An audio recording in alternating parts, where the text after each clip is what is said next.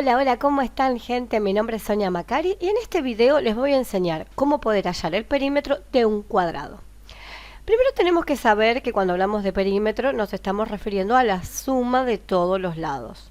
En este caso, un cuadrado tiene la característica de que sus cuatro lados son iguales.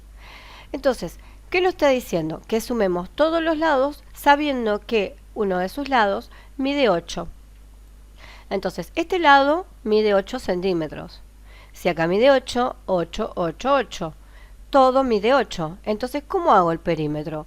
8 son los centímetros que mide un lado y lo vamos a multiplicar por la cantidad de lados que tiene un cuadrado.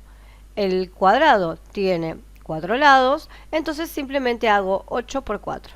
8 por 4, 32. Y acá, así de simple, ya calculé el perímetro de mi cuadrado.